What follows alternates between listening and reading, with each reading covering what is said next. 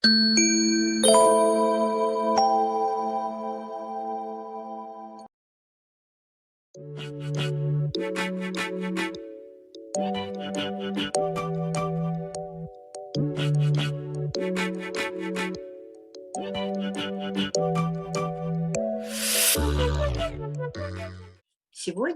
мы продолжаем наш субботний лекторий. Сегодня третья встреча. Она посвящена еще одному жемчужине теософской мудрости, еще одному произведению, которое называется «Свет на пути». Вот. Автором этого произведения является Мейбл Коллинз, и мы попросим мистера Шинде рассказать немножко об авторе этого произведения. Сегодня мы встречаемся снова с лектором, профессором Шинде. Он живет и трудится в Адьяре, является директором архива, библиотеки и исследовательского центра этой штаб-квартиры Теософского общества. Вот. И мы уже неоднократно встречались и очень рады нашей очередной встрече. Итак, я с удовольствием предоставляю слово профессору Шинде. Его тема будет «Свет на пути».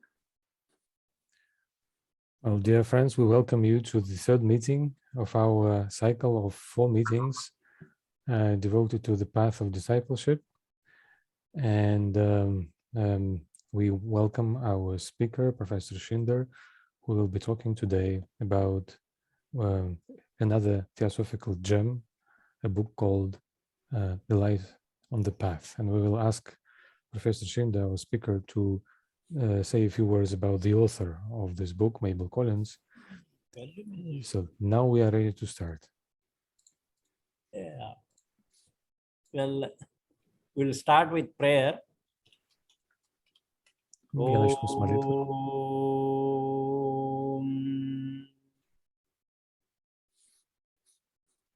Asato ma sadgamaya.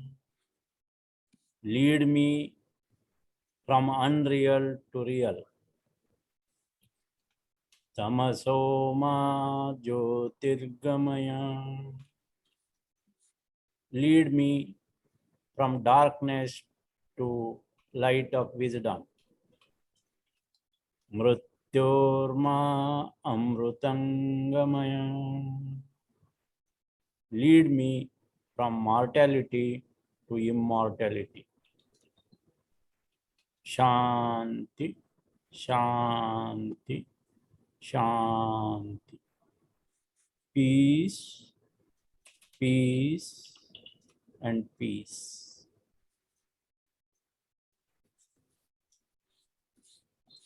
Yes. Good afternoon, brothers and sisters. Greetings and good wishes to you all from Adьяр, which is the spiritual place. As we know, H.P. Blavatsky, the messenger, she gave to the world theosophy, and H.S. Alcott, the founder president of the Theosophical Society, who gave the organization Theosophical Society. Both H.P. Blavatsky and Colonel Alcott were selected by the same master. To remember them in this month of August is our practice in the theosophical world. I thank brothers and sisters of Ukrainian Theosophical Society on behalf of Shikhar Agnihotri and myself for being, I thank you on behalf of both of us. We thank Ukrainian Theosophical Society members for being patiently listening our talks on topics like Golden Stairs on 31st July, at the feet of the Master on 7th August, I also thank you all for giving me this opportunity to speak on Light on the Path, written by Mabel Collins. Mabel Collins' birth anniversary is in the next month, that is on 9th September. So it is very relevant to talk about her pet book, Light on the Path. Mabel Collins at one time collaborated with H.P. Blavatsky in editorship of Lucifer. So today we bow homage to H.P. Blavatsky, H.S. Alcott, and Mabel Collins for their dedication to the TS, and then we will begin with this. Thank you. No, translation. Профессор Шинде начал с молитвы. Ее смысл в том, что такие слова в этой молитве: «Веди меня от нереального к реальному, веди меня от тьмы к свету мудрости, веди меня от смертности к бессмертию, мир, мир, мир». Затем он поздоровался с нами, пожелал нам доброго вечера, всем братьям и сестрам, послал самые лучшие пожелания из Адьяра, который является таким духовным центром. Он сказал, что, как мы знаем, Елена Петровна Блаватская была посланником, которая дала миру теософию, а полковник Олькот был президентом теософского общества, который дал миру организацию теософского общества.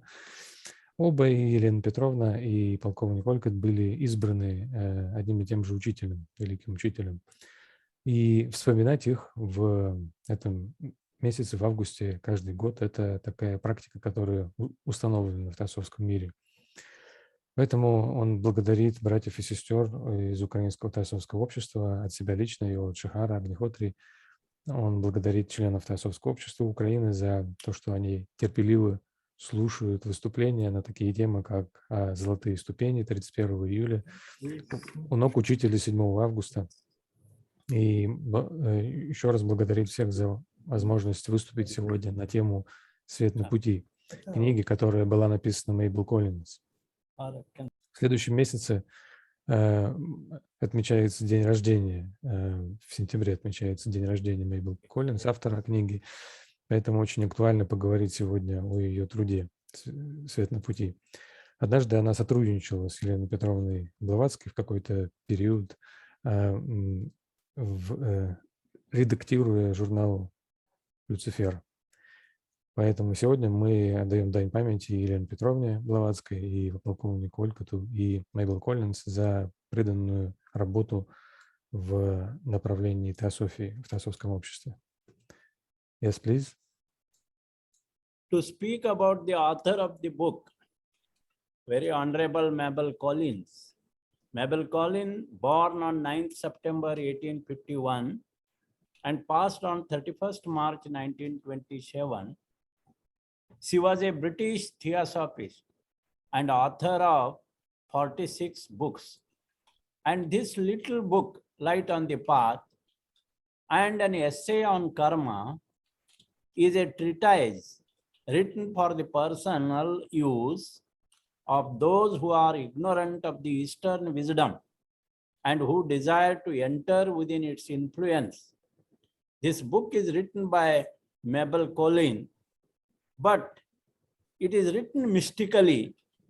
She was a medium to Master Hilarion. There are, as we know, there are literary classical books in Theosophical Society, or which we call them as the 3 gems at the feet of the Master, written by Alcyone. It is for the beginners on the path. And Voice of the Silence, written by H.P. Blavatsky, makes one arhat. And the Light on the Path, which we are going to study today, written by Mabel Collins, and it takes one far beyond. So all these 3 books are very important. I congratulate the Ukrainian members they have decided to study these 3 books. Thank you. Carry on. So the light of the path of Mabel Collins leads one far beyond. Yes? Yeah, yes. Окей. Итак, сказать несколько слов об авторе книги Мейбл Коллинз.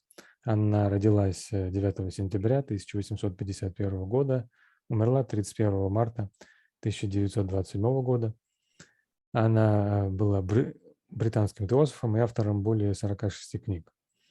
Книга «Свет на пути» и статья о карме были написаны ей для использования теми, кто не знает мудрости Востока и желает вступить под сень ее влияния.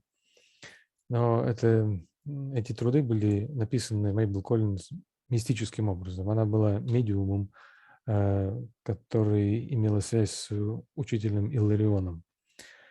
Как мы знаем, в теософском обществе, в теософской литературе есть 3 произведения, которые считаются классическими. Это так называемые 3 драгоценности. У ног учителя, написанные Алкионом, они предназначены начинающим путь. Голос безмолвия, который был написан Еленой Петровной Блаватской, делает человека архатом. А свет на пути Мейбл Коллинз уводит человека далеко за пределы. Поэтому все книги, эти 3, очень важные изучать. И я поздравляю членов Украинского теософского общества с их замечательным решением изучать все эти 3 книги. Yes, please. We study this book, Light on the Path. It is important to know what the author says about the book. She makes us clear, saying that I am not the author of this book. I have not created these aphorisms or sutras. I have merely heard them. I have compiled them exactly as they came to me. And it is said, this book was lost for thousands and thousands of years before Christ. No original version of it exists, but it consists of 10 palm leaves with 3 written lines on each leaf, and each line is complete in itself as a aphorism, as a sutra in Sanskrit. The master Venetian translated it into Greek for his pupil and especially for Master Hilarion. And then Hilarion translated it into English with some notes as well. And Mabel Collins, the author which we call, received them through mystical methods, through Hilarion. So she says she read the book through a secret door of life, what we call as a mediumship.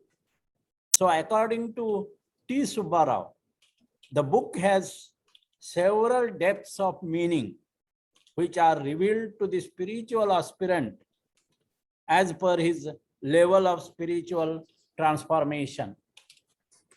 As I said, 10 palm leaves are there, each having 3 short rules. So in all, 15 rules in part 1, 15 rules in part 2 of this book. Out of 15 rules in part 1, 12 of them rules ask to kill out, and 3 of them ask to desire, and 3 of them ask to seek the way. See, the 15 short rules are there in part 1, and out of 15, 12 of them rules ask to kill out the ambition and so on. 3 of them ask to desire, and 3 of them ask to seek the way. And in part 2, 3 are metaphor of warrior, 3 are metaphor of music, 3 are asking to look around, and 3 are asking to inquire about secret And last three are dealing with our response to those secrets. So in all, 30 rules, including notes added to them, that would be 42 rules. So we are having part 1, 21 rules, and part 2, 21 rules. We will now in brief deal with these rules shortly. This is how the brief introduction of the book, how many rules are there and what they tell us. Over to you now. Mr. Shinde, who translated the book into Greek? Venetian Venetian, okay. into English, from Greek into English, and then Hilarion translated it in English. Итак, книга «Свет на пути», о которой мы сегодня говорим, прежде чем мы начнем, важно знать, что сам автор книги говорил о ней.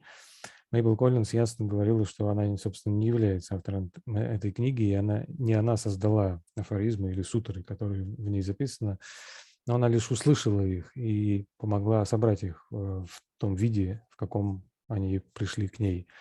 Сама книга существовала тысячи и тысячи лет до времен Христа, как о ней говорится, и ее версии не сохранились, но сказано, что они были записаны на 10 пальмовых листах, причем на каждом были записаны 3 строки на санскрите. И каждая из этих строк представляла из себя полный афоризм или сутру. Они были переведены на греческий язык венецианцам и для учителя Иллариона. Учитель Илларион перевел его с греческого на английский и добавил примечание. Мейбл Коллинз, автор, ну, как мы ее называем, автор этой книги, получила этот текст мистическим образом через Иллариона. Как она говорит, она читала эту книгу через тайную дверь. Ну, мы это называем медиумизмом, медиумистическим контактом. Согласно Субарову, эта книга имеет несколько разных уровней по глубине значений, которые она передает, и которые открываются искателю, духовному искателю в соответствии с уровнем его духовного преображения или духовного достижения. Итак, мы имеем 10 пальмовых листов, на которых на каждом записаны 3 строки. Таким образом, в первой части книги есть 15 афоризмов и 15 афоризмов во второй части книги. Из 15 первых 12 призывают нас убить в себе определенные склонности или элементы. 3, наоборот, просят нас или призывают нас желать чего-то определенного, и 3 призывают нас искать путь. Во второй части мы имеем 3 метафоры, связанных с воином, 3 метафоры, связанные с музыкой, 3 афоризма призывают нас смотреть вокруг, наблюдать, и 3 учат нас задавать вопросы или спрашивать о неких тайнах, и еще 3 имеют дело с тем, как мы отвечаем или отзываемся на эти тайны. И, в общем, получается 30 правил, но включая примечания, которые были добавлены к ним учителями или учителем, получается 42 правила, 21 в первой части, 21 во второй. Сегодня мы кратко их обсудим, и я таким образом сделал краткое представление этой книги, сколько правил, в какой части содержится и вкратце, о чем они говорят. Yes, please. Yeah. Now we'll see these 4 qualifications which are required to serve the mankind in his direction. And these 4 qualifications, the number 1 says, before the eyes can see, they must be incapable of tears, which means ability to have true sight. Second rule says, before the ear can hear, it must have lost its sensitiveness. So this indicates ability of true hearing. And third, before the voice can speak in the presence of the master, it must have lost its power to wound, which indicates ability of true speech. And fourth one, before the soul can stand in the presence of the master, its feet must be washed in the blood of the heart. That means this is real ability of true standing. So qualifications required on the path: one, to have clear vision; second, to inculcate art of listening; and third, to speak that which is kind, true, and beneficial; and the fourth one, uprightness, to stand before the master. It is to enter into his influence and get right direction. This is little introduction, then we will go one by one. You can translate this in Russia and then we'll go one by one rule. Итак, посмотрим на 4 качества, которые требуются, чтобы служить человечеству в его направлении. И, первое говорит нам, прежде чем очи увидят, они должны быть недоступны слезам, что означает обретение способности истинного зрения. Второе, прежде чем ухо услышит, оно должно утратить свою чувствительность, что означает обретение способности истинного слуха. Третье, прежде чем голос может заговорить в присутствии учителей, он должен утратить способность наносить боль, способность истинной речи. И четвертое, прежде чем душа может предстать перед учителем, стопы ее должны быть омыты кровью сердца. То есть обретение способности стоять в истинном смысле слова. То есть эти 4 качества, которые мы имеем, таким образом, это видеть в истинном свете, обретение способности истинного слуха. Далее, что касается способности истинной речи, это умение говорить то, что добро, истинно и благотворно. И последнее означает войти в сферу воздействия или в сферу влияния учителя и таким образом получить верное направление. Yes, please. Take the first rule. Before the eyes can see, they must become incapable of tears. So, ability to see, here it is to be achieved, and we cannot see clearly if there are tears in our eyes. Tears are physical stumbling blocks for reflection of light from object to the retina of eye to stimulate the photosensitive cells. Tears are our emotional responses to stimuli externally as well as internally.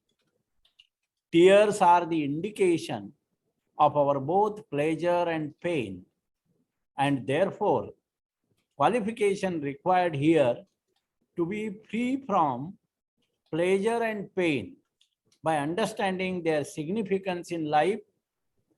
Any sensual pleasure follows pain, and pain is an opportunity to learn the lesson of harmony.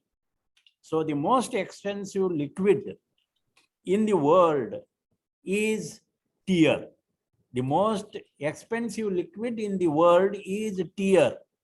And tear has 1% water, but remaining 99% are feelings. So we must stop from hurting the feelings of the others, and also we must try to understand the feelings of the other on the path before we can regain this ability to see clearly. Yes. Итак, первое качество, прежде чем очи увидят, они должны быть недоступны слезам. Здесь мы говорим о том, что мы обретаем способность ясно видеть, и мы не можем ясно видеть, если в наших глазах слезы. Слезы имеют некое физическое значение, они являются частью процессов, которые происходят в наших глазах, вот, но также они являются выражением наших эмоций, то есть эмоционального ответа на стимулы внешние и внутренние. Это знак как удовольствия, так и боли, которые мы испытываем. Следовательно, качества, которые здесь требуются от нас, это быть свободными от боли и от удовольствия. Слезы – это очень… боль, страдания помогают нам выучить уроки жизни и понять значимость жизни и тех процессов, которые происходят в ней. Поэтому слеза – это самая драгоценная вещь в мире. Слеза состоит на 1% из воды, но оставшиеся 99% – это наши чувства. Поэтому мы должны перестать причинять боль чувствам других людей, научиться понимать, что другие люди чувствуют, и понимать их путь, понимать, что они чувствуют на своем пути, прежде чем мы обретем эту способность видеть ясно.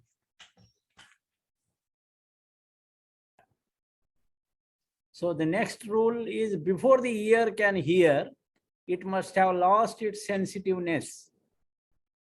So our ears are most sensitive in hearing sound waves, which are received by our inner ear and not outer ear. But that inner ear called cochlea, a sensitive part, pass on all sound vibrations to brain in the form of nerve impulse, and perception occurs there. But we cognize only when our mind is focused on sounds. Only when our mind is focused on the sound to interpret them. If the mind's focus is contaminated with pride, ego, then how can one listen? How can one listen and hear the sound? So not listening with full attention because mind is chattering with pride and ego. So listening and chattering cannot happen together. Chattering and hearing are merely mechanical. Listening is deeper and listening is spontaneous. So in this sense, before the ear can hear, it must be free from its chattering with pride and ego. Then only it is called listening. So when there is no chattering and ego, then there will be listening. So hearing is definitely superficial and listening is an art. That is pure listening, and such pure listening makes you silent. You never get excited. You never get annoyed. So practically, it is better to listen rather than talk or boast with ego and pride. That is why it is said, before the ear can hear, it must have lost such kind of sensitiveness to the chattering. Теперь мы говорим о втором качестве. Прежде чем ухо услышит, оно должно утратить свою чувствительность. Наши уши очень чутки в восприятии звуков и воспринимают звуки наше внутреннее ухо, но не внешнее. И внутренняя чувствительная часть нашего уха передает все вибрации звука в мозг в форме нервных импульсов, и там происходит восприятие. Но мы можем осознать, что мы слышим, только когда наш ум сосредоточен на звуке. Таким образом, он способен их воспринять и истолковать то, что он воспринимает. Если же фокус нашего внимания сбит или рассеян, что может происходить из нашей гордыни или эго наше мешает нам ясно воспринимать, то Как же тогда человек может слушать, как же он может слышать с полным вниманием? Гордость и эгоизм заполняют своей болтовней, своим постоянным говорением, как шумом наше восприятие, и поэтому одновременно поистине слышать невозможно, когда это происходит. Есть разница между поверхностным повседневным слушанием и истинным слышанием, которое намного глубже и происходит спонтанно. И чтобы это происходило, оно должно быть свободным от вот этой болтовни, от этого шума, эго и гордыни. Тогда это будет происходить. Поэтому одно, как бы вот это слушание, оно поверхностно, но умение слышать – это искусство. И такое чистое искусство, такое чистое умение делает нас молчаливыми, и мы никогда не будем приходить в возбуждение или испытывать гнев. Поэтому намного лучше уметь таким образом слушать и слышать, чем продолжать вот эти вот умственные процессы, порожденные гордостью и эгоизмом. Поэтому сказано, что прежде чем ухо услышит, оно должно утратить свою чувствительность к этому шуму, который создается гордостью и эгоизмом. Yeah. Before the voice can speak in the presence of the master, it must have lost its power to wound. Here, ability to speech. This clearly indicates that only one who can listen, he can speak. One who is able to listen, he can speak. Like only one who can see clearly can listen. So if you want to speak in the presence of the master, who is the master? Master is our higher self. So Light and the Path also says, higher self is the master because the guidance comes from within. And to listen that guidance, one has to become silent. And it is such silence makes one pure, humble, and he never boasts. Bhagavan Mahavira, who is Lord in Jainism, Bhagavan Mahavira, he said, rather, who remained in silence for 12 years. 12 years period is called Tapa. So important is the silence.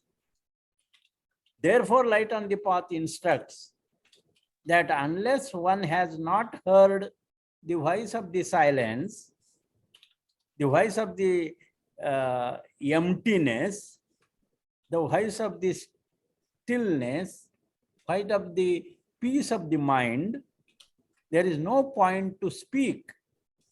Better not to speak. To hear the voice of the silence also means to understand the guidance which comes from within. That is the inner voice. That is from the higher self who is our master.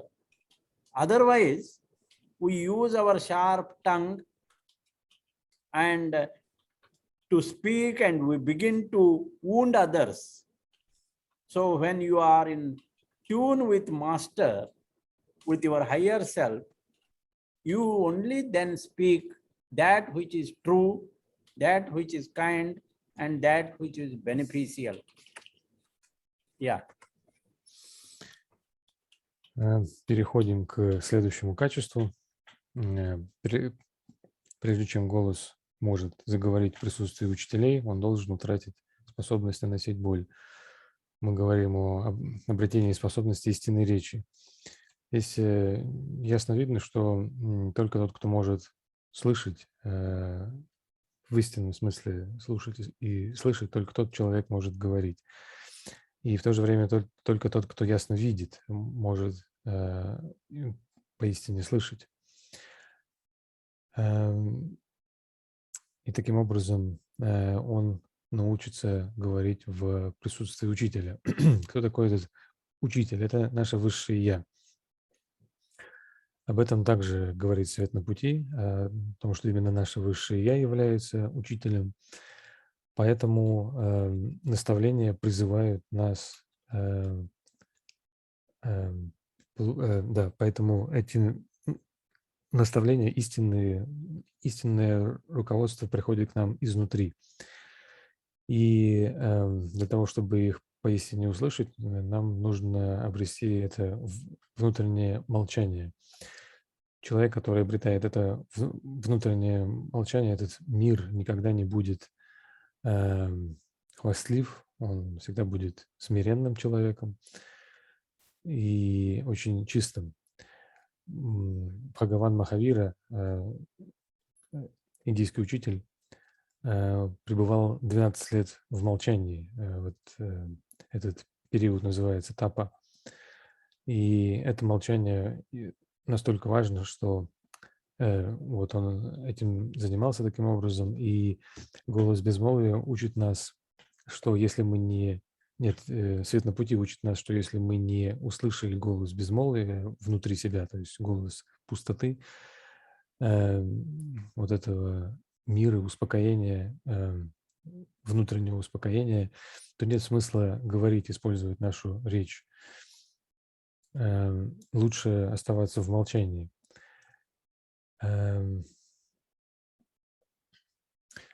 Если мы находимся в сонастройке, в гармонии с нашим высшим «Я», то мы способны получать от него истинные наставления изнутри нас, потому что именно наше высшее «Я» является нашим учителем. Иначе мы будем использовать свой острый язык и, говоря, наносить раны другим людям. Но когда мы находимся в гармонии с нашим учителем, с нашим высшим «Я», то мы будем говорить только то, что истинно, добро и благотворно. Then before the soul can stand in the presence of the master, its feet must be washed in the blood of the heart. Soul here is the cup of life, causal body, which needs to be filled with the wine of love that inspires will and directs the wisdom. Lord Krishna in Bhagavad Gita said, I am seated in the heart of all beings. So heart is the abode of such Lord. So disciple must have this ability to raise himself to this state of heartfulness, beginning meditation in the heart. Master is perfect, but our soul is still growing. Soul grows incarnation after incarnation. So by learning the lesson of service and sacrifice, our evolutionary history says our monadic essence has passed doing service and sacrifice through mineral kingdom, then through plant kingdom, then through animal kingdom, and before he individualized as the man. Now to take the complete refuge in our higher self, our heart should be very, very pure, without any motive, with only one motive must be there, that to become like him. And therefore, his feet must be washed in the blood. Heart means love. In the blood of, here in the blood of heart means in the love. So love is unconditional, and love that embraces all in oneness. Unless we understand that, we cannot stand before the presence of the master. So that is what it is said. Yes. Четвертое качество: прежде чем душа может предстать перед учителем, стопы ее должны быть омыты кровью сердца. Душа здесь — это чаша жизни, это наше каузальное тело, которое должно быть наполнено вином любви. Оно вдохновляет волю и направляет мудрость. Господь Кришна в Бхагавад-гите говорит, что Он пребывает в сердце всех людей. Поэтому сердце — это место пребывания такого владыки или Господа. И ученик должен быть способен, должен обладать способностью поднять себя в состояние вот этой полноты сердца, используя для этого свою медитацию. И учитель совершенен, но наша душа только растет воплощение за воплощением, изучая уроки служения и жертвы. Наша эволюционная история говорит нам, что наша монадическая сущность прошла, совершая служение и принося жертвы через минеральное царство, через растительное, через животное царство, прежде чем индивидуализировалась как человек. И теперь, чтобы обрести совершенное убежище в высшем Я, наше сердце должно быть совершенно чистым, не имея никаких мотивов, кроме только одного мотива — стать подобным Ему. И в этом смысле сказано, что Его стопы должны быть омыты кровью сердца. Здесь сердце — это любовь, поэтому кровь сердца здесь означает любовь, которая безусловна и обнимает все в единстве. Если мы этого не понимаем, то мы не можем научиться стоять в присутствии учителя.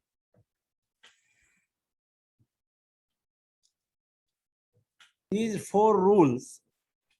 Now, what they say, all these rules, is the self-reliance. And in this picture, it is depicted. The first picture is the picture of chariot. Chariot is the our body. It is the symbol of our body, and Atma is the symbol of we can say Lord. Lord is Atma, and Buddhi is one who controls the body. So the Lord of body is Atma, and controller of the body is Buddhi, and tool to control is Manasa, and to whom control? To control the senses. So this is how there has to be self-reliance. The body is there, and body need to be controlled by Manasa, which is the tool, and the senses are to be controlled. So here, how can we control these senses? That is shown in the next experiment. See, these are the drops of mercury. Mercury is the metal, liquid metal. And if the mercury drops are pure, if they are pure, they run together. That is what exactly yoga. Yoga means unites. So they unite and form a whole. So isolated individual consciousness, when becomes contented, content-free, then it becomes pure and run together to form the yoga. That is what drops of mercury, if they are pure, they unite and form a whole. But in the next down, impure drops of mercury indicates our states of consciousness which are contented, and contents of consciousness are thoughts, knowledge, memory, prejudice. These are the impurities which are surrounding these droplets of mercury. So they are isolated, they are separated, and therefore they stay apart. And even if they brought together, they don't realize the unity. That is what our state is. humanity or human consciousness, though it is one, though we can form a whole consciousness, but our individual consciousness is not pure. It is contented with our thoughts, knowledge, memory, prejudice. All those are impurities. Unless those impurities are removed, we cannot realize what we call universal brotherhood or oneness of life. So this is what the self-reliance, self-realization is required. What we are first, not what we have, but what we are. And then that can self-reliance our soul and not body. We are our souls and not body. This is what 4 rules first direct us to make self-reliance to treat the path. Yes. Итак, первые 4 правила говорят нам о том, что как мы должны полагаться на себя. На картинке, на изображении мы видим повозку или колесницу. Тело символизировано здесь этой, собственно говоря, колесницей. Символом атмы является Господь Кришна. И природа Будхи – это тот, кто контролирует тело. Таким образом, повелителем тела является атма, а контролирует его Будхи. Инструментом же контроля выступает манас. И кого контролирует манас – это чувство. Таким образом, мы должны полагаться на себя. У нас есть тело, которое должно быть контролируемо манасом, который является инструментом, и именно чувства наши он должен контролировать. Как же мы можем контролировать наши чувства? Это показано на следующем изображении. Мы видим капли ртути. Ртуть – это жидкий металл. И если они чисты, то они воссоединяются все вместе, и мы можем говорить о йоге, потому что йога именно означает объединение. А таким образом они объединяются и создают целое.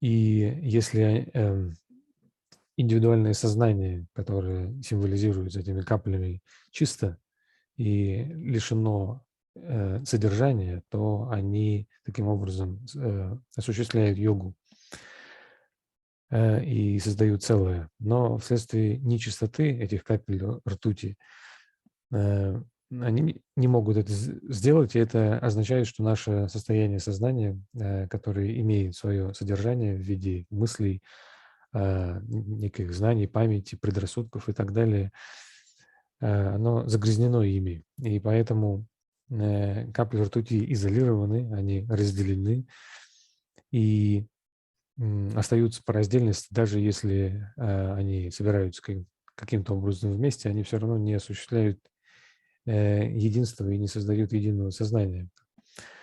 Таково состояние сознания человечества, нашего сознания, хотя человечество одно целое, и оно может создать единое сознание, но сознание людей, наше сознание не является пустым, оно имеет вот эти мысли, память, предрассудки и так далее.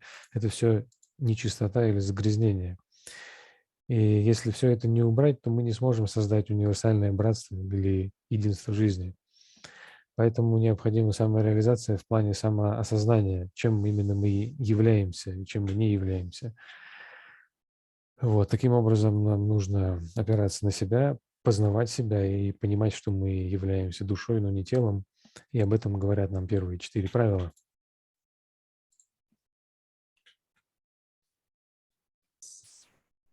We'll go to the part 1, 21 rules, and we will consider first 8 rules. 8 rules.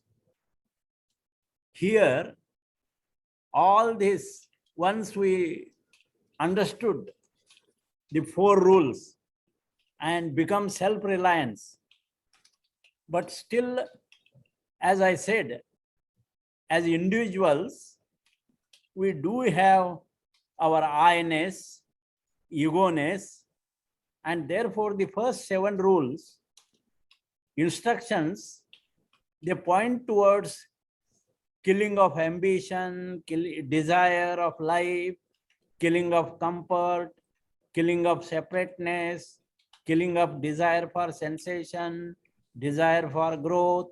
All these, they will ask us to kill first and be pure. But how we have to read them is very important when we study book Light on the Path. You read the first one, kill out ambition, and read the 4th note, work as those work who are ambitious. Kill out ambition, work as those work who are ambitious. Kill out desire of life, respect life as those do who desire it. And then 3rd, kill out desire of comfort and be happy as those who live for happiness. So in front of them, we have written these.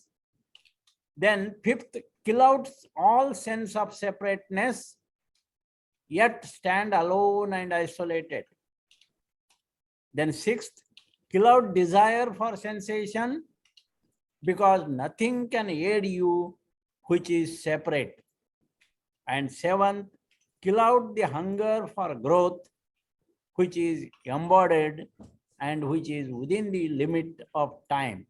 So these are the first 7 rules are asked to kill out desire. And in rule number 19 to 15, we are also expected to desire certain things. So this is little bit contradictory. The book asks to kill out the desire, and immediately the next rules they ask to expect some desires also. So when we study this book, we must read like this, as it is given in the this table, and it is very important because the 8th rule, this one, 8th rule, yet stand alone and isolated, yet stand alone and isolated. This is very important because standing alone is the quality that involves confidence. Not only confidence, to courage to make the right decision, compassion to listen to the needs of the others, and out of the conditioned box thinking. So out of the box thinking need to be attained. Therefore, equality of his action and integrity can communicate with the causeless and immeasurable. And that is why we are asked to stand alone and isolated. Here, alone and isolated means aloneness is indivisible, can communicate with causeless and immeasurable. To the alone, life is eternal. To the alone, there is no death. That is what J. Krishnamurti said. But aloneness is not loneliness. In loneliness, there is separateness. In aloneness, there is uniqueness. Alone and isolated with our seeming injustice and endurance up to the end. This is what these 8 rules they indicate. Yes. Итак, мы смотрим на часть 1. Здесь есть 21 правило, и сначала мы обратим внимание на первые 8. После того, как мы научились полагаться на себя и в какой-то степени собой управляем, пройдя первые 4 правила, но тем не менее, будучи как-то индивидуализированными, как я говорил выше, мы имеем свой эгоизм, свое чувство «я», чувство эгоистичности. И поэтому первые 8 правил призывают нас убить в себе определенные свойства, определенные черты. Они говорят нам убить в себе честолюбие, убить желание жить, убить желание утех, убить в себе чувство разъединения, убить желание ощущений и убить жажду роста. Поэтому все они сперва просят нас очиститься, но очень важно, как мы будем читать эти правила, изучая книгу «Свет на пути». Их нужно читать одновременно с примечанием. И вот в данном случае, читая первое правило, убить в себе честолюбие, мы должны читать то, что написано в правой части таблицы, где сказано «И трудись, как трудятся честолюбцы». Когда мы читаем и размышляем о следующем правиле «Убей желание жить», нужно смотреть на пункт 4, где сказано «Чти жизнь, как чтут ее те, которые желают жить». Следующее правило «Убей желание утех» нужно сопоставлять с правилом «Будь счастлив, как счастливы те, которые живут для счастья».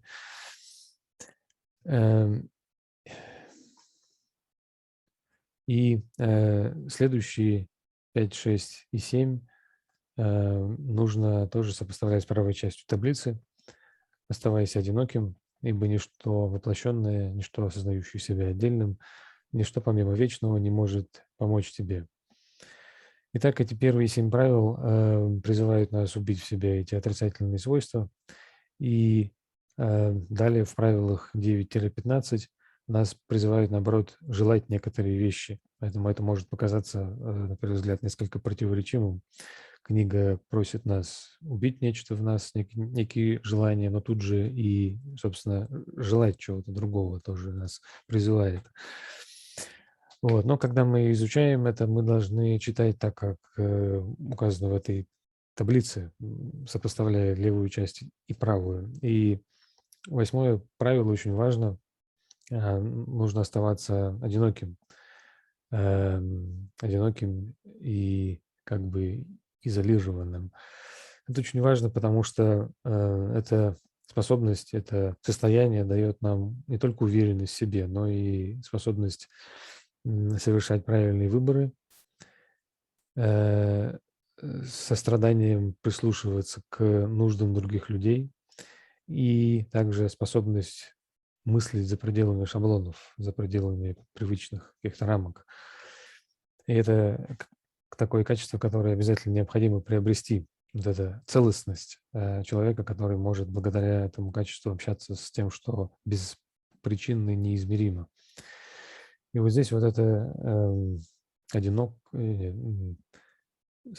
это состояние, когда человек пребывает один, означает, что он не разделен, что он целостен, и поэтому он может обращаться к тому, что выше его, к высшему.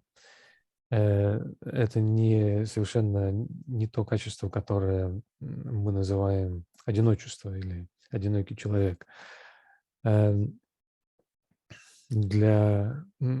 Потому что человек, который пребывает в одиночестве, он пребывает в состоянии отделенности или разделения с другими. Но тот человек, который пребывает в этом особом состоянии, к которому нас призывает книга, он не разделен, он един и целостен.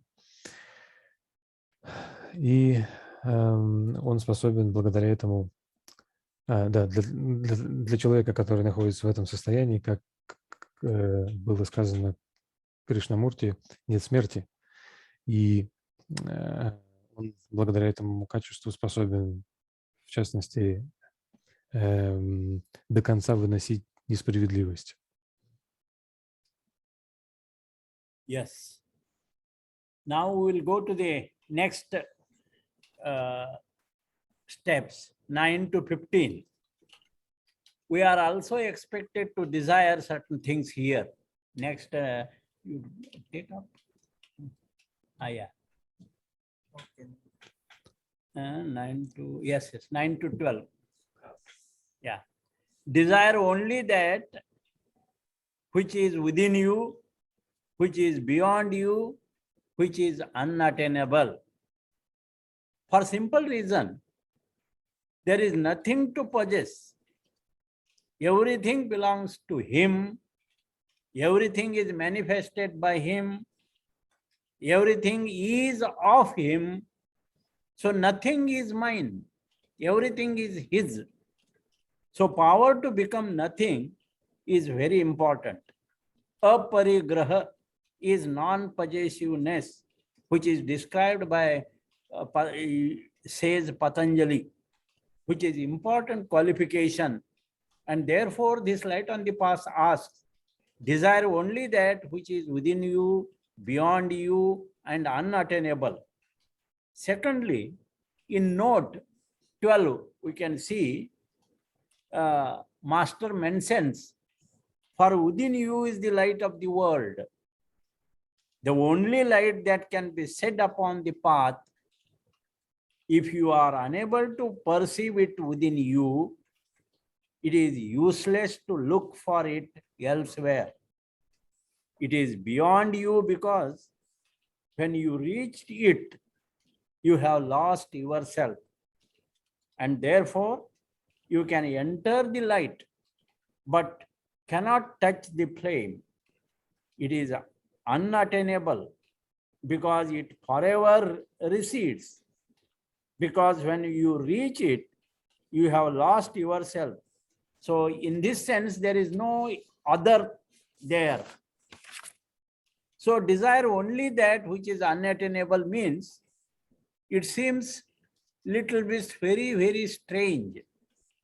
Because if it cannot be obtained or if it cannot be attained, then one may think, what is the point of asking then? So the question of not attaining will also not arise. When Buddha became enlightened, someone asked him, what you have attained? And Buddha very nicely replied wisely, I have attained nothing, but plenty has been lost. I lost myself, I lost my ignorance, I lost my dreams, I lost my desires, I lost my wishes, but I can't say what was attained because it was already there. So nothing to attain, everything is within you. So I attained to that which was already there and forever will be there. It was there, it is there, and it will also be there forever. So this can be explained with the diagram also. So the first you translate it, then I will show you the diagram. All is within you. Okay. Итак, эти правила с 9 по 12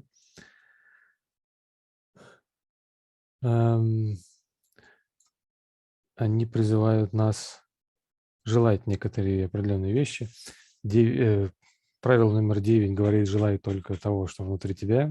10 желай только того, что вне тебя. И 11 желай только того, что недостижимо. Все это по простой причине, что мы не можем ничем, собственно говоря, обладать, потому что все принадлежит ему, все проявлено им, все исходит от него. Так что ничего не является моим, но все принадлежит ему. Поэтому очень важна сила способности стать ничем. Это связано с тем качеством необладания, которое описано мудрецом Патанджали. Это очень важное качество. Поэтому совет на пути в правилах с 9 по 11 говорит об этом. И, во-вторых, мы можем видеть в правиле 12, что сказано, что ибо внутри тебя свет мира. Учитель говорит, что свет мира – это единственный свет, который может светить на пути. И если ты не способен увидать его внутри себя, то бесполезно искать его в ином месте. Он вечно за пределами тебя, потому что когда ты его достигаешь, ты утерял себя, утратил себя. Поэтому ты можешь войти в свет, но не можешь прикоснуться к пламени. Оно недостижимо, потому что вечно отступает. И когда ты достигаешь, ты утерял себя.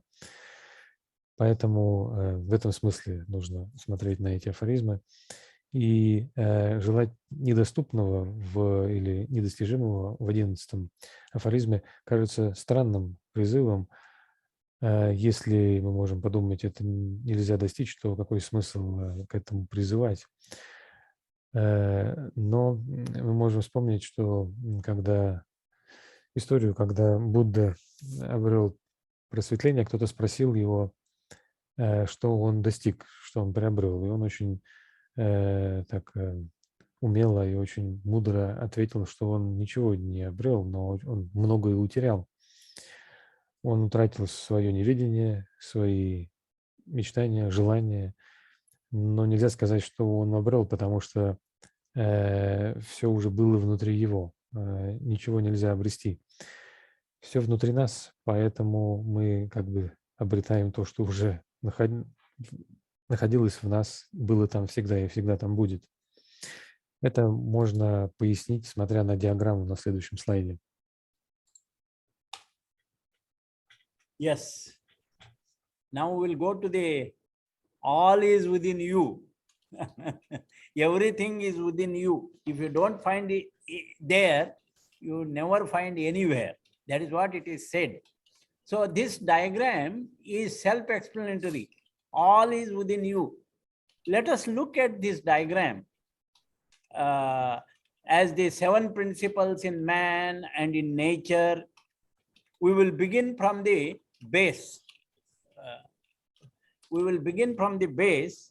That is the first physical. Yes. Yeah. If we look at the basal line, the whole line, the base is the physical body. Then it is also called etheric and physical. And this is what man's physical body. And on the right side, it is moon and Cancer. So these are how it is all related. On the left side, we see the 7 principles. In the middle, everything is within us.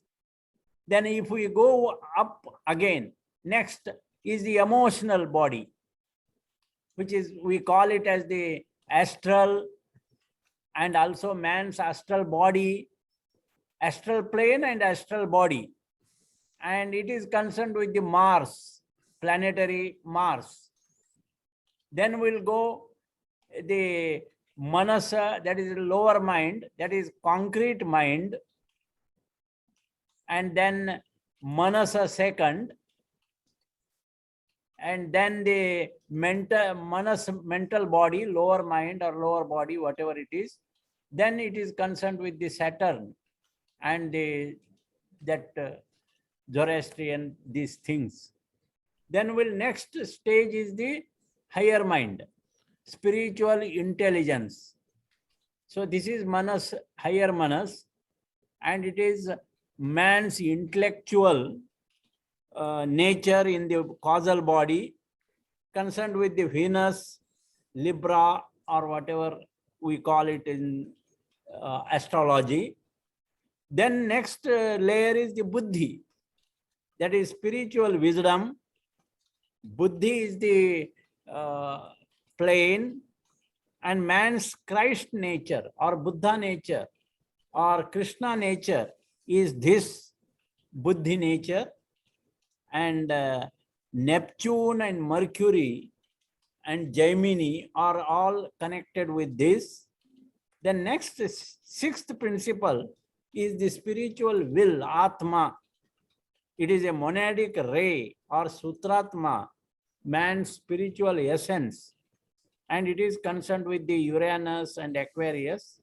And finally, upper one, transcendental stage. Last time I explained golden stairs as the Maslow's model. Now we have extended it to the monadic planes, the monad. That is what we are, the monad. And the monad is given down the Sutratma to the causal body. This is how we are connected to the monad. And above it, the divine, which is, so everything is within us. The threefold transcendental and all this is within us. And therefore, Light on the Path very strictly says, within you is everything. If you don't find there, you cannot find anywhere. That is the very good instructions, because it says, for within you is the light of the world. The only light that can be set upon the path. If you are unable to perceive it within you, it is useless to look for it elsewhere. And even it is beyond you, because when you reach it, you have lost yourself. This is how we can understand how these sutras are explained nicely in theosophical literature with the diagram. All is within you. Thank you. To you now.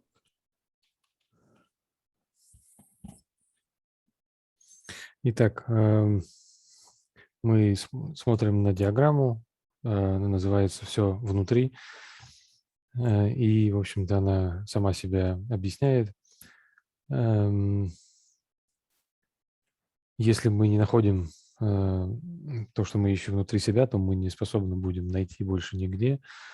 И мы видим 7 принципов человека и тех же принципов в природе, те же планы или уровни в природе. Если начать снизу, то мы увидим, что первая строка представляет как бы физический уровень или план. Мы видим физическое тело человека, которое соответствует эфирно-физическому плану. И в астрологии она соответствует Луну или Раку. Таким образом, это все связано. Слева на диаграмме поэтому представлены эти 7 принципов, и все находится внутри нас. Следующий шаг вверх – это эмоциональное тело, астральный план и астральное тело человека, которое имеет связь с Марсом и Скорпионом.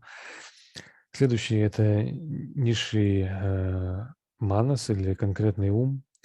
Следующий шаг – это ментальное тело человека. И, значит, на уровне природы, на уровне человека это принцип ментального тела человека, и оно имеет связь с Сатурном. На следующем уровне находится духовный ум, высший манас и разумная природа человека в каузальном теле, который имеет связь с Венерой, весами и Тельцом. Далее идут духовная мудрость, природа Будхи, это природа Христа в нас, и природа Кришны, по-другому можно сказать. Они имеют связь с Нептуном, Меркурием, Девой и Близнецами. На следующем уровне мы видим духовную волю, атму, монадический луч или сутратму и дух, сущность человека, которые имеют связь с Ураном и Водолеем. Ну и, наконец, высшие трансцендентные уровни. В предыдущий раз я говорил про пирамиду Маслоу, которую мы расширили, чтобы включить некие трансцендентные элементы, но сегодня мы поднимаемся выше, переходим на монадический уровень, и мы видим, что мы связаны, имеем связь с этим уровнем через наше каузальное тело. А на высшем плане, значит, расположены божественные и монадические планы, монада, троичное, трансцендентное и имманентное божество. Вот эта аббревиатура ВАВ означает «великий архитектор Вселенной», и они имеют связь с Солнцем и Львом. Поэтому свет на пути очень четко говорит, что все находится внутри нас, и если мы не способны в себе это найти, распознать, то мы не будем способны распознать это больше нигде. И сказано, что внутри тебя светит свет мира, тот единственный свет, который может освещать путь. Если мы не способны найти в себе, то бесполезно искать где бы то ни было еще. И сказано, что он находится вне нас, потому что когда мы его достигаем, мы утеряли себя. Вот как наша теософская диаграмма очень так хорошо поясняет эти сутры из книги «Свет на пути». Yes. Next slide. This is another slide. This also 3 circles are seen.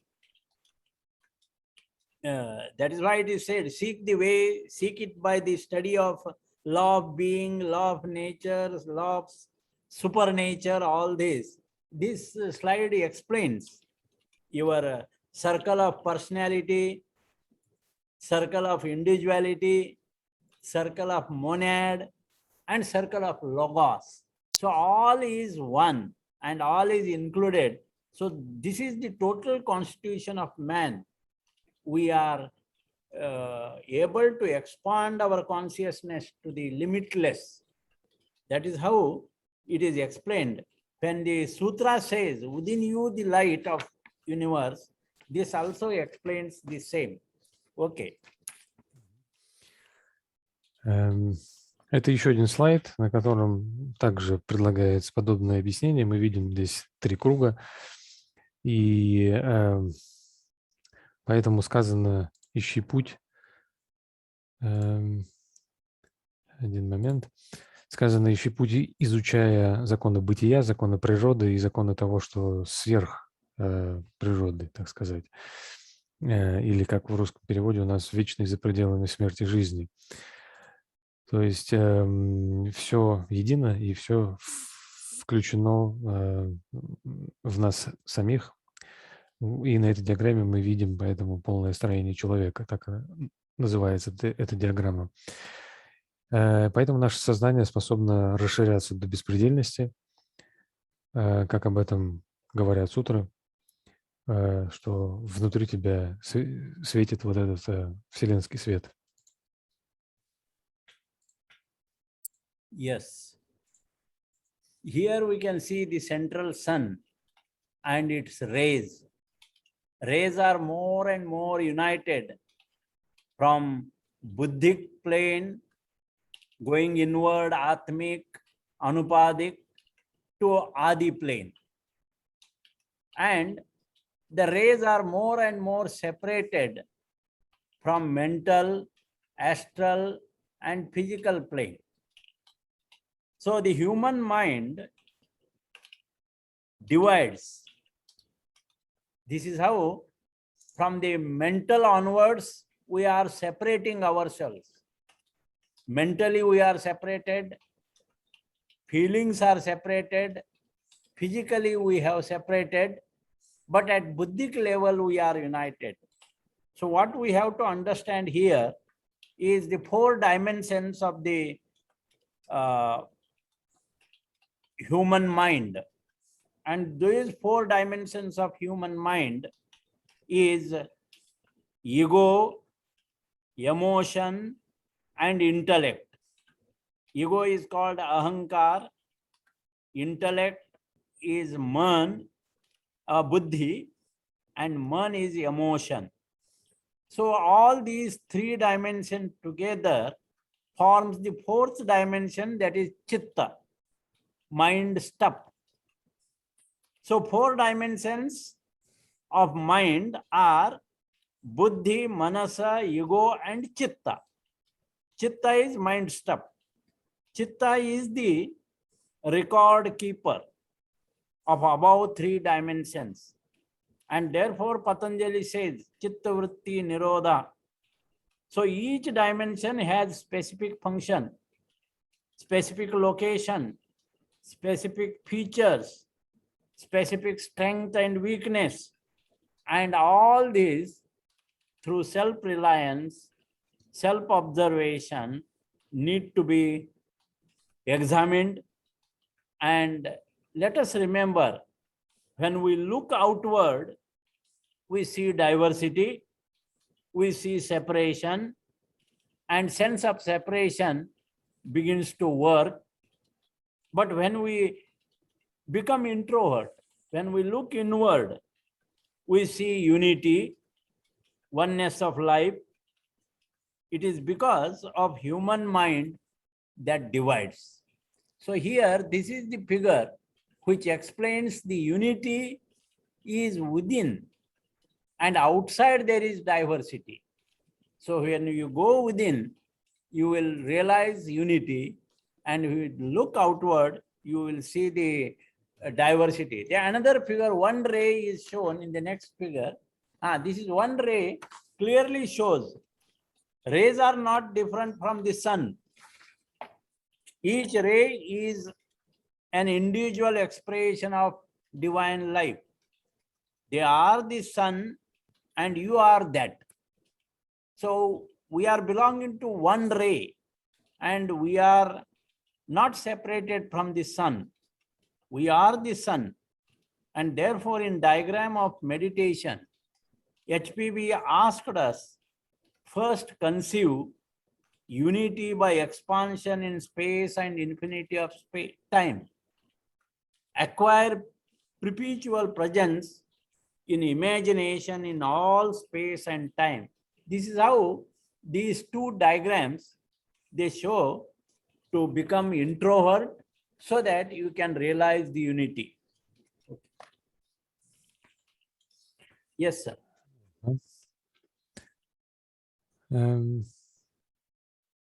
Could you repeat about Ahankara and Man, these Chitta. names? Chitta, Ahankara, see, Buddhi, you can, in English I can say, intellect, emotion, and Ahankara means I am, I-ness. And Chitta means all these together, a mind stuff. And the human mind divides. Why it divides? It has 4 dimensions. First dimension is intellect, second is emotion, third is I-ness, and fourth dimension is Chitta or Ahankara, a mind stuff. So I-ness is Ahankara. And this mind stuff, Chitta is record keeper of about 3 dimensions. Итак, мы видим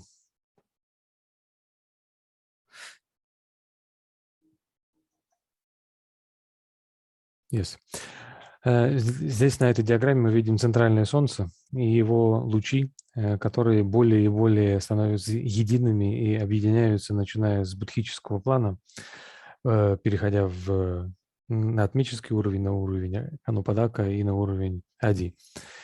А вот начиная с уровня ментала и ниже, они все более и более разделяются. Таким образом, мы понимаем, что ментал разделяет нас. У нас появляются разные чувства, мы разделяемся на уровне чувств, на уровне физического тела, но выше манаса мы объединяемся и становимся едиными. Это помогает понять, что, значит, это можно лучше понять, думая о том, что есть 4 раздела ума, и эти 4 – это наше эго или ощущение «я», наши эмоции, интеллект и объединяющие все 4, то, что называется читта. Они называются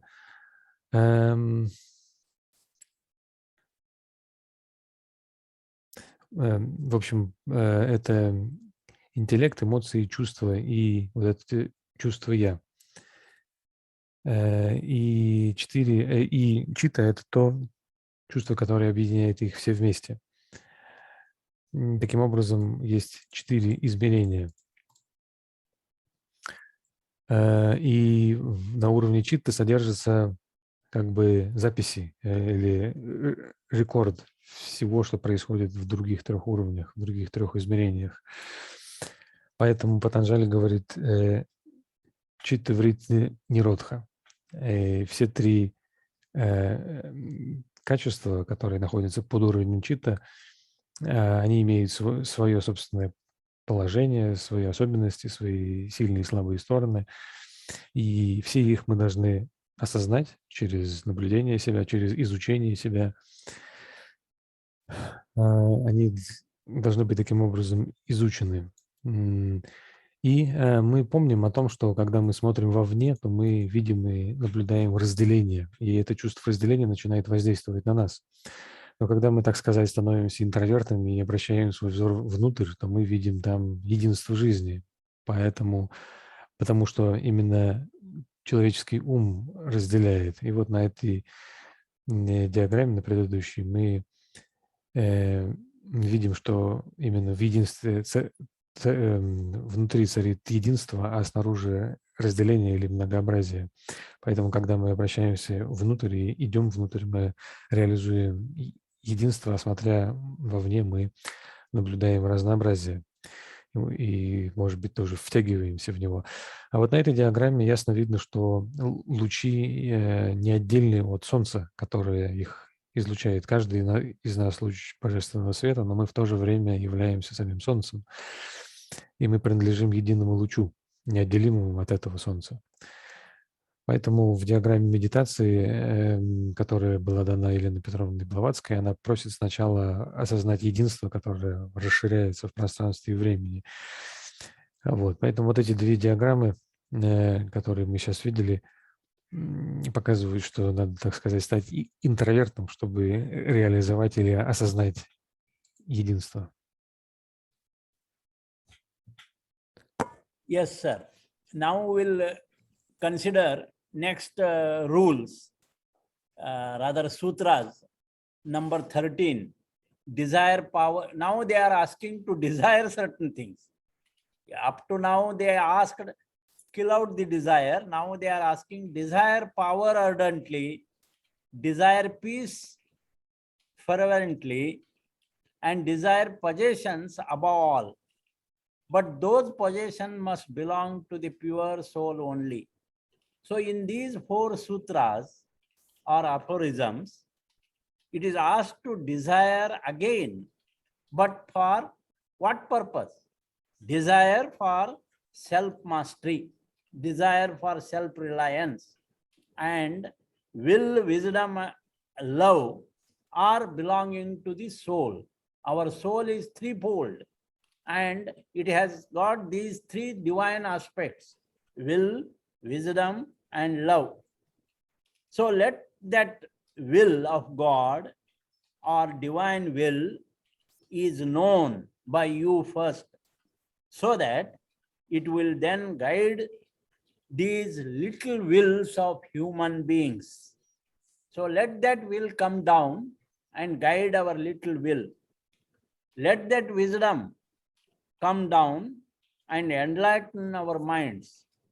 Let that love fill our cup of heart and stream forth into the heart of men. Will, wisdom, love are not anyone's possession, but they are universal. But those possessions must belong to the pure soul only. That is what it is explained. Therefore, any act done with love is right action. It is called nishkama karma, means action for action's sake only. There are 3 karmas. That is nishiddha karma, which is the bad action, evil action, bad motive. Then sakam karma, that is action with selfish motive.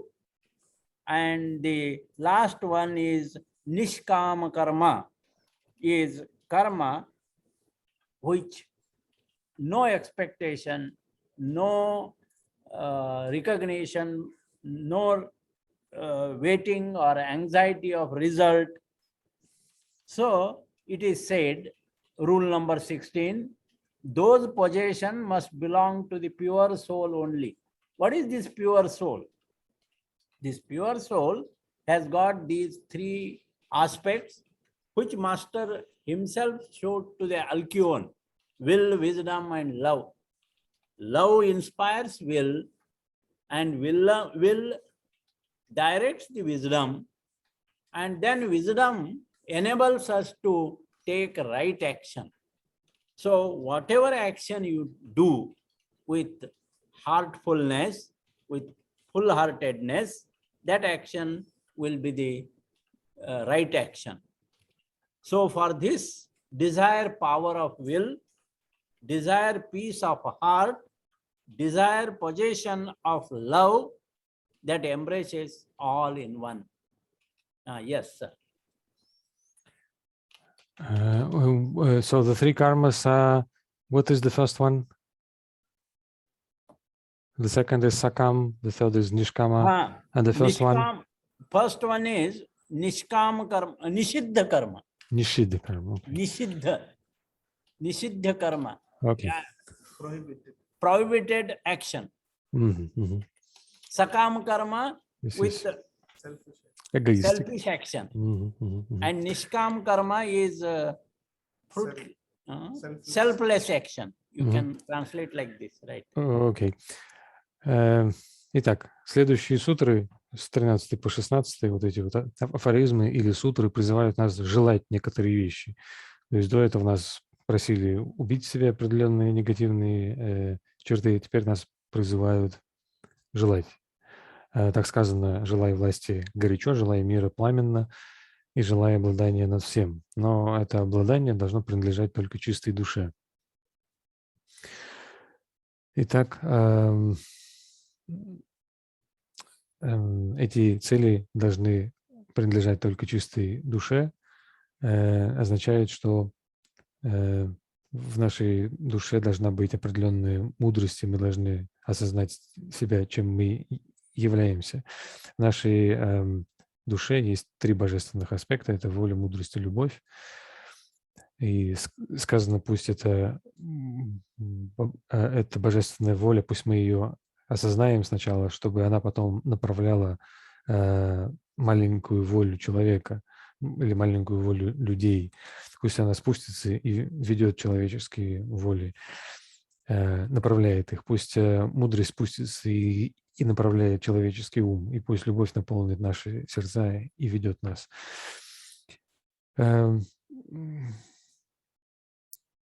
Поэтому говорится о том, что тот, кто действует с любовью, всегда действует верно, совершает правильные поступки.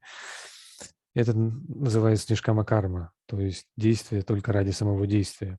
Есть три типа кармы. Первое – это нишидха карма, извращенное действие с плохим мотивом. Второе – это сакам карма, действие с эгоистичным мотивом. А третье – нишкама карма.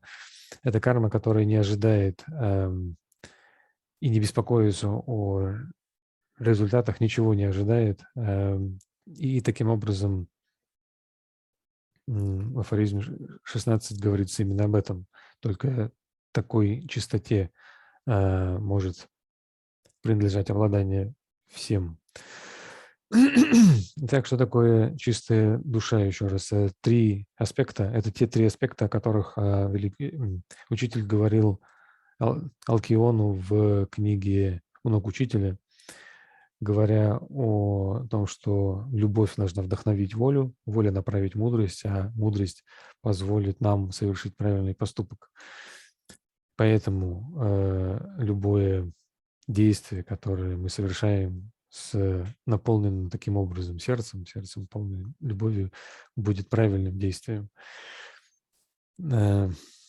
И для этого мы должны желать силы воли, мира в нашем сердце и обладанием всем через любовь, которая обнимает все.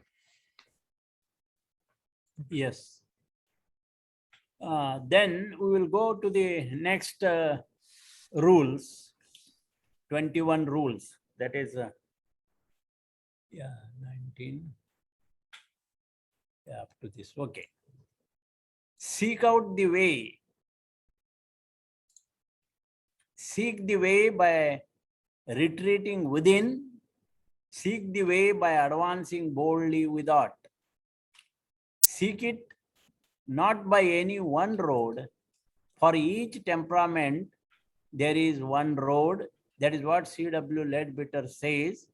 For those who wish to know and draw nearer the master, the path is open. He can reach by making himself unselfish.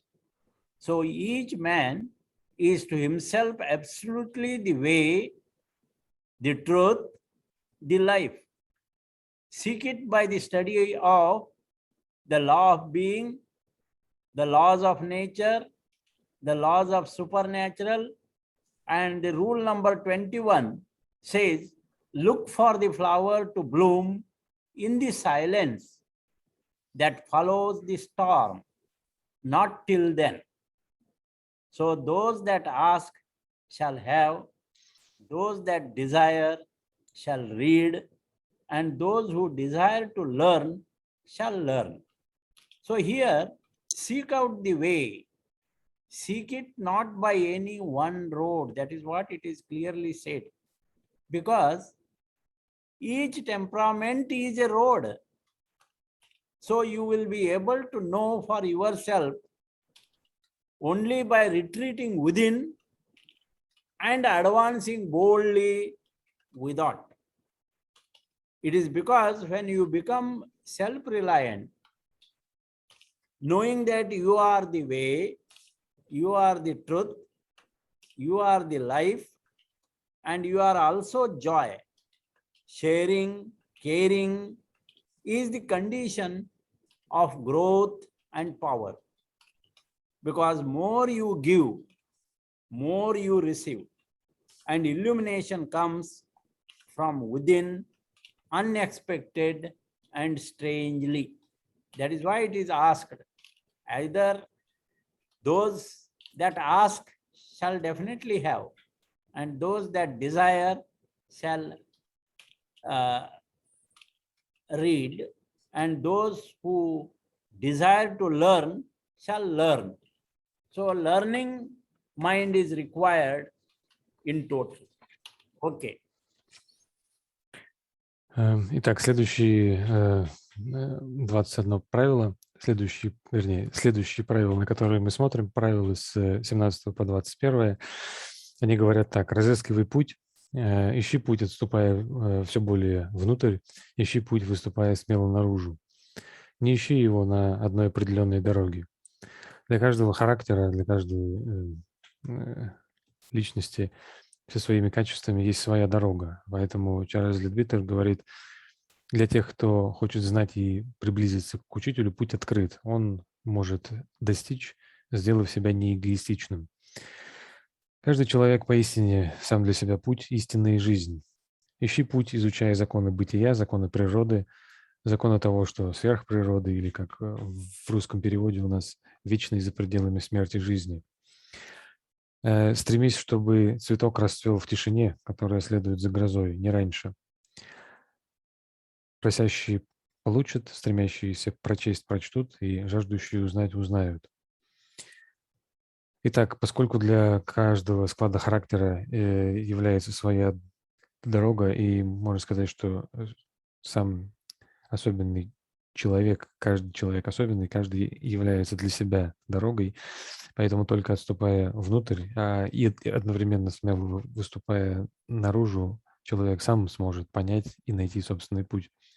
Поэтому необходимо научиться полагаться на себя и познавать себя, и таким образом узнать, что ты есть путь, истина и жизнь, а еще радость. И нужно обязательно делиться и проявлять заботу о других, потому что это есть условие роста и силы. И это так, потому что чем больше мы отдаем, тем больше мы получаем. И просветление приходит к нам изнутри, неожиданно и странно. Поэтому сказано, что те, кто просят, несомненно, и точно получат, те, кто желают прочесть, прочтут, и кто желает изучать или кто желает знать, узнают. Yeah. Next slide I will show. Because in Light on the Path, there is a short essay on karma. After these 21 rules and part 1, there is a short essay on karma. Karma is very important to study. Karma and reincarnation. Law of karma and law of incarnation. That is what theosophical study includes. Those who are interested on spiritual path, they must know the law of karma and law of reincarnation. Law of karma is also the law of opportunity, law of harmony, and the law of reincarnation is the law of necessity. So here in this diagram, we can know it as the law of cause and effect. It is law of opportunity as well as law of cause and effect. How can we understand? This is a cycle. See, number one, cruelty. Cruelty is the number one. That is the cause. Cruelty is the cause. The cycle starts from the cause. As the law of karma is law of cause and effect. And due to cruelty, then in the higher world, we begins to suffer. And therefore, suffering.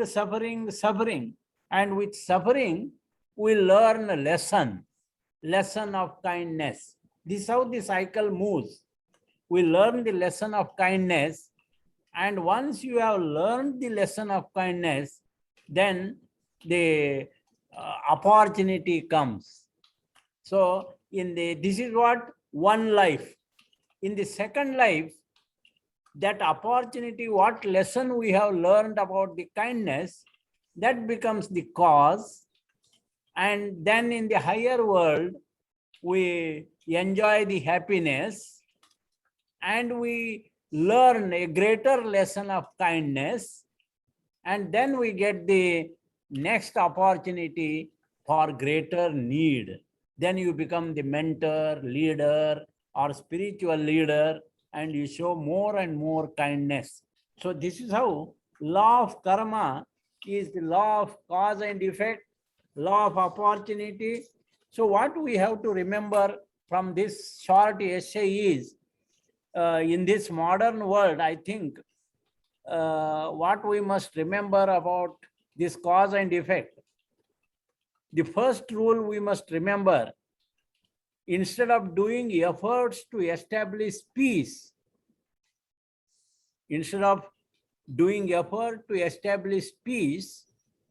we must start spreading, or we must stop spreading rumors and unrest. So if we stop spreading rumors and unrest, then strangely peace will come. So instead of doing efforts to establish peace, we must stop spreading rumors and unrest. Then peace will establish itself effortlessly and strangely.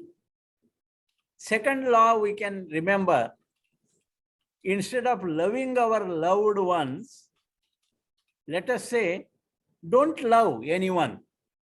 We must just stop hating. Instead of loving, we must stop hating everyone. Then atmosphere will become automatically beautiful. See, these are the cause and effect. If we stop hating, automatically atmosphere becomes beautiful and loving one. Then even deforestation is going on. People are cutting the plants. So don't grow forest, but stop cutting trees. The forest will grow itself. Don't clean rivers, only stop throwing dirt.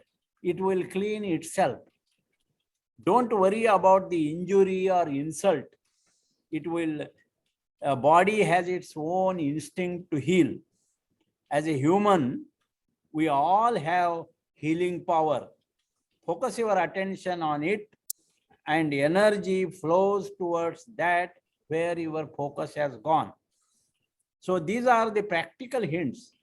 Remember, and they must be remembered by all aspirants, and be kind towards nature means be kind towards forest, river, men and women, even kind to your body, keeping the health. There is no virus more deadly than fear. There is no virus more deadly than fear. There is no vaccine more effective than courage. So have courage. Where there is no cure, we have to endure. So that is what the law of karma or law of cause and effect, which is the short essay in this Light on the Path. I have briefed it in this sense. Okay. Итак, на этом слайде мы видим диаграмму, которая относится к эссе или заметке о карме, присутствующей в «Свете на пути» после первой части, после 21 правила. Карма очень важна, и очень важно изучать закон кармы, так же, как закон перерождения в теософском обучении. Эти две вещи очень важны и включаются в него. И поэтому, кто заинтересован в духовном пути, в продвижении на духовном пути, им следует знать закон кармы и закон перерождения. Закон кармы также называется законом возможности, законом гармонии, а закон перерождения – законом необходимости. На этой диаграмме мы можем познать его как закон причин и следствий, а также и как, собственно, закон возможности. И если мы посмотрим на первый цикл, на левую часть диаграммы, мы видим, что под пунктом 1 стоит жестокость. Это есть причина или начало цикла. Цикл начинается со своей причины. В данном случае это жестокость. И следствием этого становится то, что нам приходится страдать. Это второй пункт в этом цикле. Ну, а страдая, мы таким образом выучиваем урок доброты. И таким образом цикл продвигается дальше к пункту 3. И когда мы его выучиваем, то приходит возможность. Это одна жизнь. В следующей жизни, во второй части, в правой части диаграммы, именно уже доброта становится причиной, с которой начинается цикл. В более высоком уровне, в более высоком мире нас ожидает счастье, которым мы наслаждаемся. Оно является следствием, вторым пунктом. И таким образом мы изучаем урок доброты, приходим к еще большей доброте. Тогда возникает пункт 4, который здесь называется «Большая нужда». Под этим понимается то, что мы становимся, в свою очередь, учителями или духовными лидерами, обучая других и помогая другим людям. Таким образом, закон кармы – это закон причин и следствия, и закон возможности. Вот что следует помнить из того короткого эссе, который был написан Мейбл Коллинз. В современном мире много проблем. Мы должны помнить, размышляя о них, о причине и следствии. Например, вместо того, чтобы делать некие усилия, предпринимать усилия, чтобы установить мир, нам нужно перестать распространять какое-то беспокойство или то, что нарушает мир. И если мы это перестанем делать, тогда мир установится автоматически, странным образом он возникнет. Без усилий, как бы.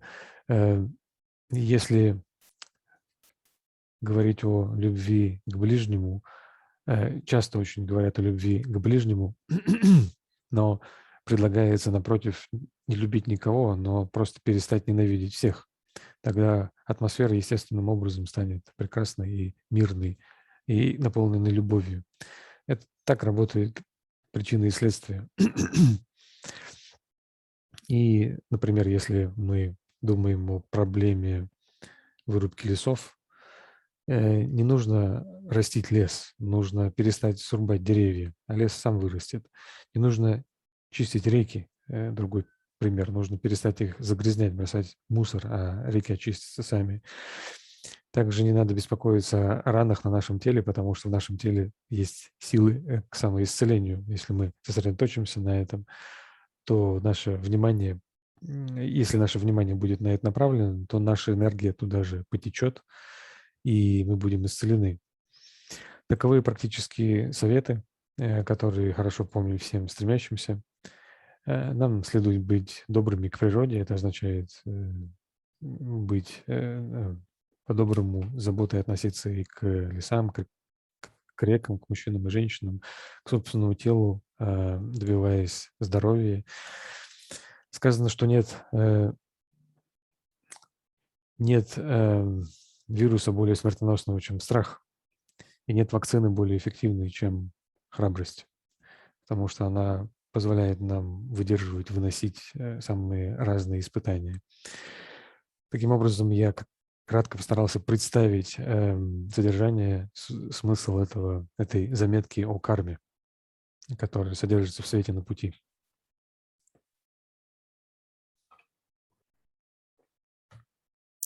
Yes, sir. Now we will go to the part 2. Part 2 of this has got again 21 rules. And in brief, I will go with this because usually when I take a study class, only first 21, part 1 we deal. Part 2 is more and more detail, and it is only for those, that is what it is said by the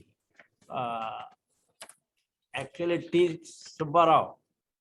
He has explained very nicely this part 2 of Light Energy Plus assumes that the students has passed the first initiation and it now carries to adept level and beyond that.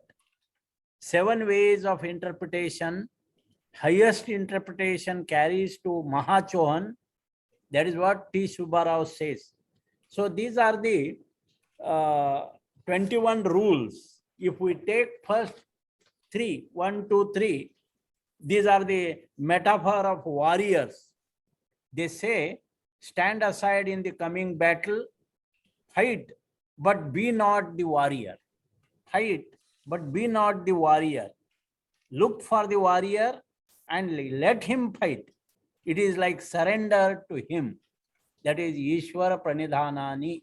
That is a step, surrendering to him. So, and you must take his orders for battle and obey them. So he is the external truth. When once he has entered, why to worry about win and lose? So this is what a metaphor of warrior. When you are fighting, you fight with full strength, full emotions, full passions, but leave that result to him. Let him be the warrior. And this is how surrender must be taken. You must only take the orders for battle and obey them. That is what the rule says, 1, 2, 3, metaphor of warrior. And then 5, 6, 7, this is the metaphor of music. This says, listen to the song of life, store it in your memory as melody to hear, and learn the lesson of harmony and stand upright like a rock. This is what the rule 5, 6, 7, which is the metaphor of music. Then rule number 9, 10, 11, these are the rules which urge to look around and within. Look into the heart of men, regard your heart earnestly, and because it is the heart abode of that light. In the part 1, we have dealt with this actually. This is what again it is repeated, but there are 7 steps of perspective to look at these rules. So these rules, 9, 10, and 11, urge to look around and also look within. And the rule number 15, 16, 17 instruct us to inquire about secrets of nature. That is, inquire earnestly with eager intellect the secrets of holy earth, secret of yours, oneself, secret of innermost. So all this needs to be inquired earnestly. Then rule number 20 and 21 deals with our response to those secrets. And it asks, listen to the voice that is silence, look to the invisible, which is to the senses. So this is what, and 4, 8, 12, 19, all these we have already considered. These are the comments of the masters. This is how the book of Light on the Path, written by Mabel Colin, guides us to the more and more transcendental states. More you read, more you understand. And finally, it is said, be happy as those who live for happiness of all. Be happy as those who live for happiness of all. This is how we have to earn, we have to remain happy. Happiness comes from within, not from outside. And when we begin to love all, then happiness comes strangely. Thank you for giving me this opportunity to speak. Very patiently you have heard. If any questions are there, you can ask. Thank you for very much. Итак, мы переходим ко второй части «Света на пути», которая содержит 21 правило, и мы на них посмотрим кратко. Обычно, когда я веду занятия, то мы подробно разбираем только первую часть книги, а вторую часть первую часть мы разбираем подробно, детально, ну а вторую только общий обзор, потому что, как было сказано Субарову, как он хорошо это тонко объяснил, вторая часть «Света на пути» предполагает, что пройдено первое посвящение, и ученик продвигается к уровню адепства и дальше. Есть 7 уровней толкования или объяснения, и высшее доводит стремящегося до...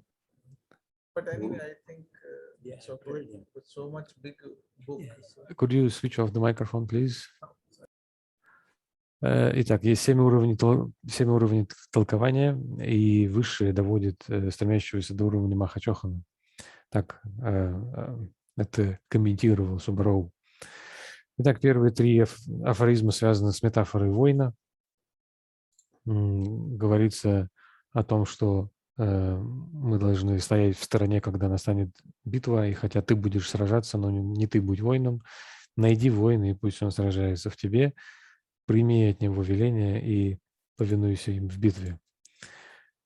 Таким образом, мы как бы должны подчиниться воину, которого мы находим, мы должны принимать его указы для битвы, следовать им, и как бы нам следует сражаться со всей энергией, со всеми эмоциями, но что касается результата сражения, это необходимо предоставить ему. Афоризмы 5-7 связаны с музыкой. Они говорят так: «Внимай песни жизни, сохрани ее мелодии в памяти своей, бери у нее урок гармонии». И благодаря этому возможно будет стоять твердым, ровным, прямо стоять, как скала. Афоризм 9-11 призывает нас смотреть вокруг и одновременно внутрь, в сердце человека, и его изучать, поскольку оно является обителью света. Мы уже говорили об этом в первой части, но здесь имеется некое повторение, но мы помним, что есть 7 уровней понимания этих правил или этих инструкций и наставлений. Вот, поэтому афоризмы с 9 по 11 призывают нас смотреть одновременно вокруг и изучая жизнь, окружающую нас, но одновременно еще большим вниманием смотреть в собственное сердце. Афоризмы с 15 по 17 говорят нам об умении вопрошать о тайнах. И о всем этом нам нужно спрашивать с энергией, с искренним желанием понять. И афоризмы с 18 по 21 имеют отношение, вернее, 20 и 21 касаются уже нашей реакции, нашего ответа на эти тайны. Вот. Ну, а что до афоризмов 4, 8 и так далее, это комментарии, которые продиктовал учитель, на некоторые из них мы уже посмотрели на нашей сегодняшней встрече. Таков обзор книги «Свет на пути», которая ведет нас к более и более трансцендентальным пространствам и уровням. И чем более мы понимаем эти афоризмы, тем больше мы продвигаемся на этом пути.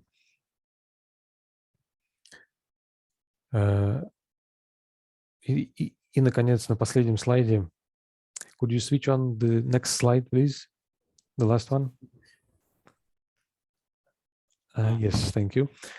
И, наконец, на последнем слайде мы видим замечательное высказывание, которым завершается это выступление. «Будь счастлив, как счастливы те, кто живут для счастья всех». Таким образом, мы постоянно пребываем в состоянии счастья, которое приходит изнутри, но не снаружи. И когда мы таким образом начинаем любить всех, то странным образом счастье приходит к нам. Спасибо большое за возможность выступить для вас. И если есть какие-то вопросы, то я буду рад ответить на них.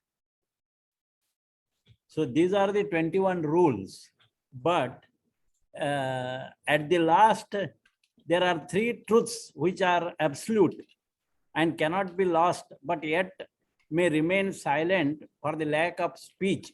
That is what in the this book C.W. Leadbeater gives, because these 3 great truths are given by Master Hilarion, to whom we really owe this present work of Light on the Path. And those 3 great truths we know very well, but I repeat it here because it is said they remain silent for lack of speech. So at least we can read them. The first truth is the soul of man is immortal, and its future is the future of a thing whose growth and splendor has no limit. The principle which gives life dwells in us and without us, is undying and eternally beneficent, is not heard or seen or smelt, but is perceived by the man who desires perception. And third one, each man is his own absolute lawgiver, the dispenser of glory or gloom, to reward his punishment also. So these are the 3 great truths. With these great truths, I end this chapter of Light on the Path. Thank you. Итак, это 21 правило, но в конце еще есть 3 истины, которые абсолютные, которые невозможно утратить, но они остаются невысказанными. Вот почему об этом говорит Лидбитер, но 3 эти истины даны на самом деле великим учителем Иларионом, которому мы обязаны этим произведением «Свет на пути». И мы очень хорошо знаем их, но я повторю. Could you now say the first truth and I will translate? Oh. The first truth is the soul of man is immortal, and its future is the future of a thing whose growth and splendor has no limit. Итак, первая истина: душа человека бессмертна, и ее будущее — это будущее такой сущности, чей рост и величие не имеет пределов. Yes, second. The principle which gives life dwells in us and without us, is undying and eternally beneficent, is not heard or seen or smelt, but is perceived by the man who desires perception. И вторая великая истина такова: принцип, который дает жизнь и бывает в нас и вовне нас. Он не умирает, он вечно благотворен, его нельзя услышать, увидеть или обонять, но он воспринимается тем человеком, который желает его воспринять. Yes? Then third one, each man is his own absolute lawgiver, the dispenser of glory or gloom to himself, the decreer of his life, his reward, his punishment. Каждый человек является для себя абсолютным законодателем. Он проявляет, он себе наделяет славу или страдания и мрак. And so the decree of life is his reward or punishment, yes? Yeah, И decreer of his life, his reward, his punishment.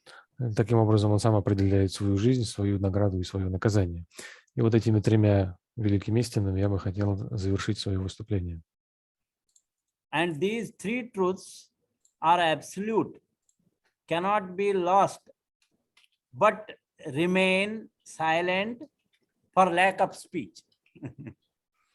И эти истины абсолютные, их невозможно утерять, но они остаются безмолвными из-за того, что их не произносят, о них не говорят. So with this I end the Light on the Path study. И Thank you very much for all of you. этим я заканчиваю свое выступление, связанное с изучением книги «Свет на пути». Большое спасибо всем вам.